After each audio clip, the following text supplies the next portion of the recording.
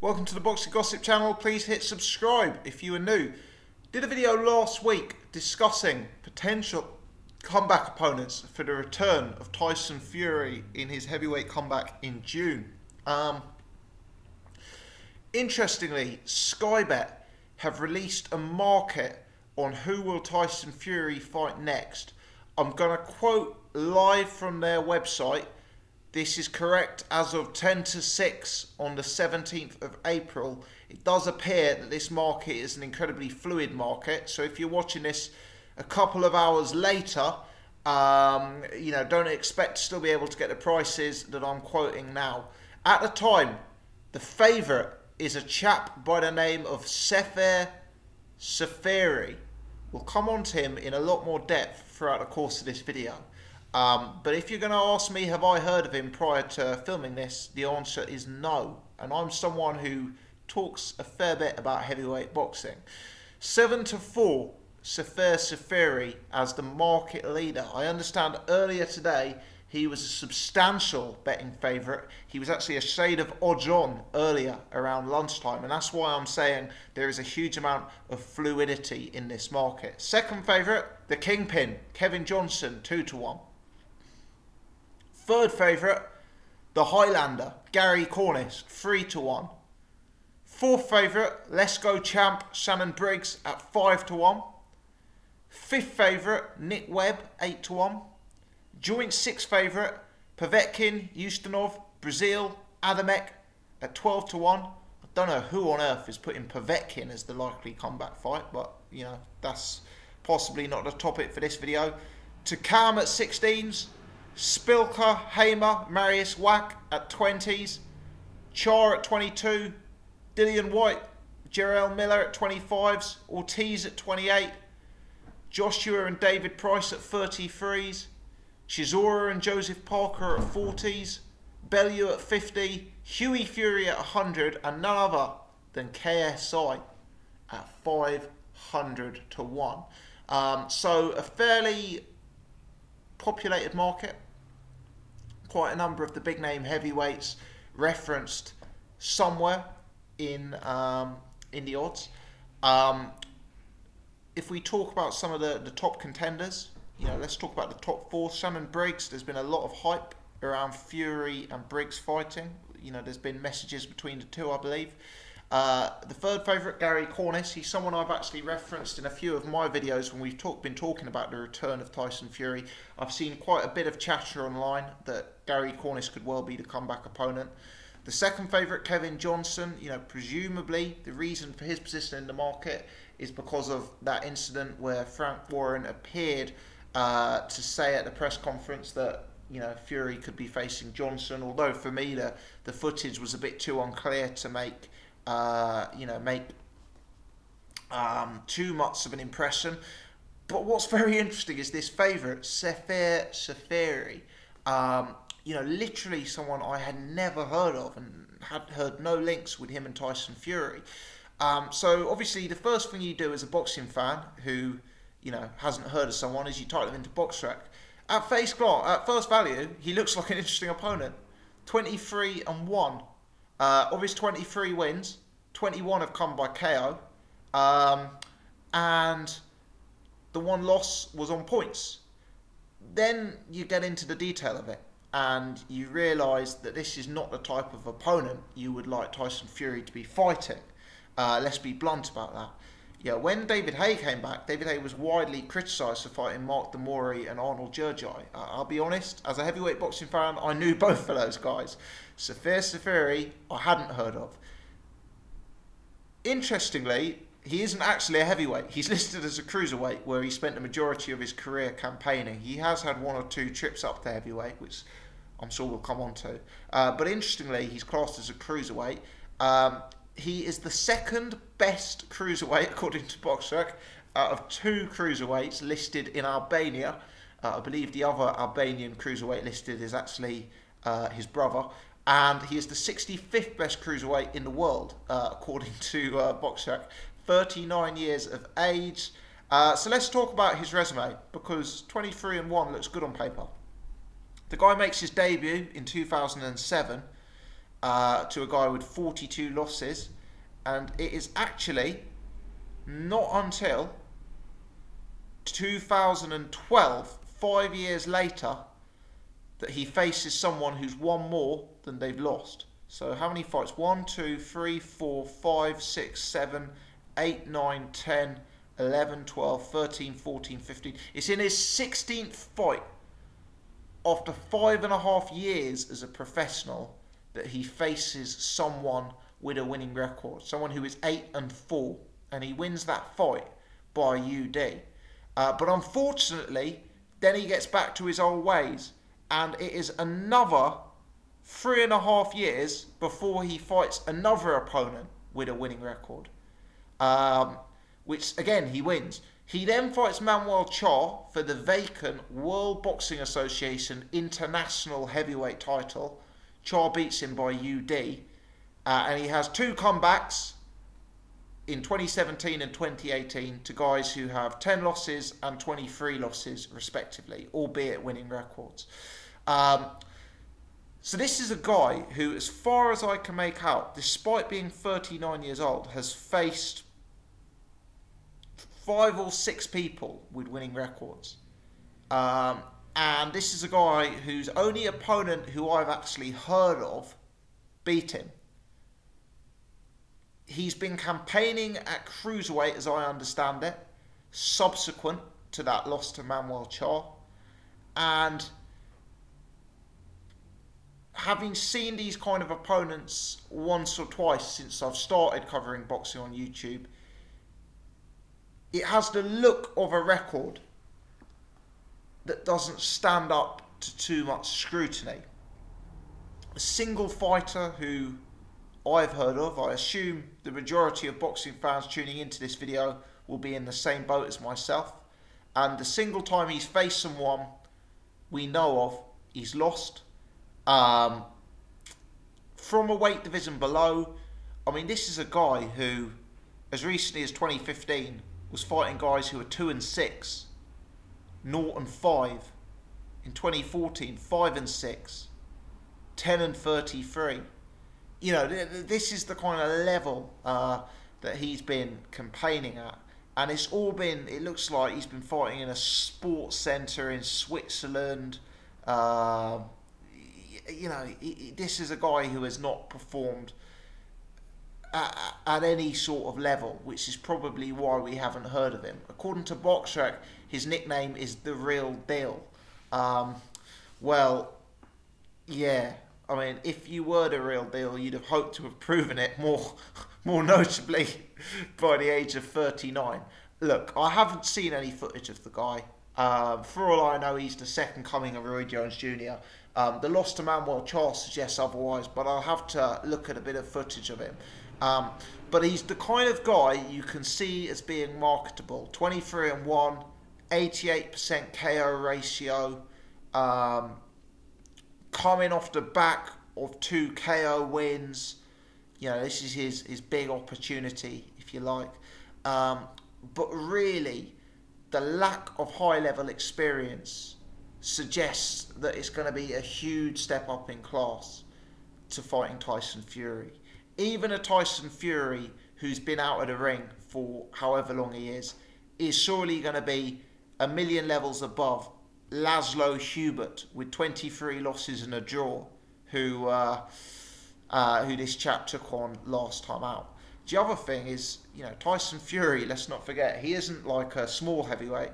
Tyson Fury's one of the biggest heavyweights you're ever likely to see.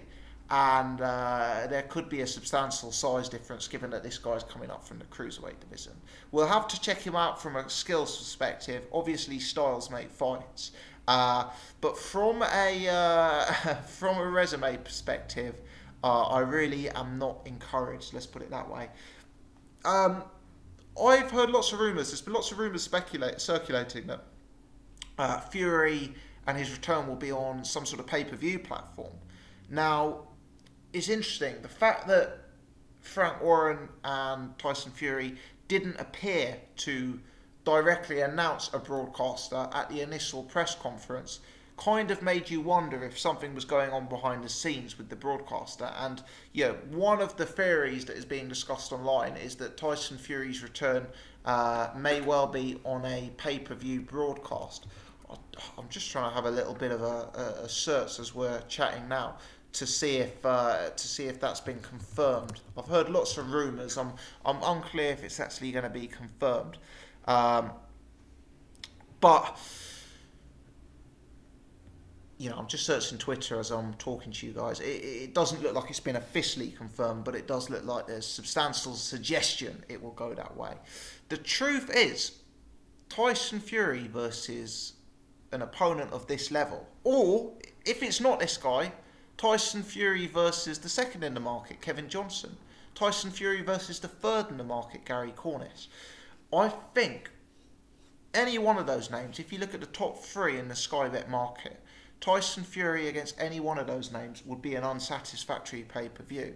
In fact, I would go a step further than that and say that Tyson Fury versus one of those names would be, if it were to be made on pay-per-view, would be the weakest pay-per-view that I have come across since I've started covering boxing on YouTube.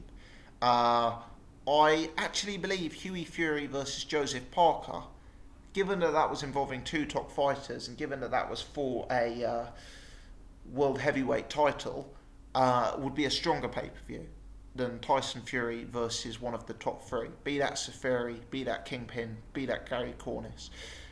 Some people may hark back to the Mick Hennessy Pink Tyson female boxing pay-per-view as a weaker pay-per-view.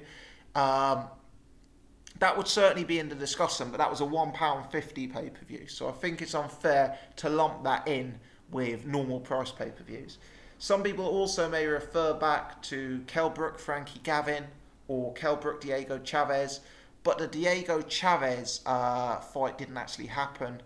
The Frankie Gavin fight was a disappointing, but there was a decent-ish undercard there, and it was at least for a world title.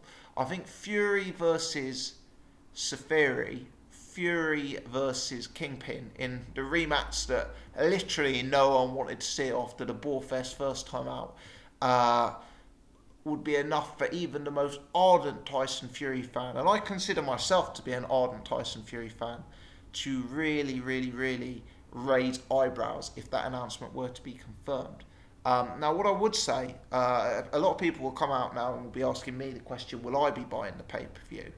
I'll tell you right now, I won't be buying the pay-per-view, whoever it's up against, because unfortunately, I've had an absolute mare, and I'm away for Tyson Fury's return. Absolute terrible, terrible luck. I've been waiting for Tyson Fury to come back with bated breath for several years now. Obviously, his return will be huge in boxing, and I'd love to be able to cover it live on the channel. But unfortunately, I'm going to be away for his return, so I won't be buying the pay-per-view. But even if I was here, I actually think that I would refrain from buying the pay-per-view if it was against one of the three in the top of the Tyson Fury next opponent market, Seferi, Johnson and Gary Cornish. And the reason is because my belief is that the more fans buy pay-per-views, the more pay-per-views there were going to be. And there are certain times where you have to draw that line. And I said, long-time viewers may even recall, I said when Kell Brook Diego Chavez was talked about at a pay-per-view, that for me, at that point, that would be where I'm drawing the line. Well, let me tell you, if it's Fury Seferi, I'll also be drawing the line there, because it's in no way a competitive fight, and it's in no way a high-level fight.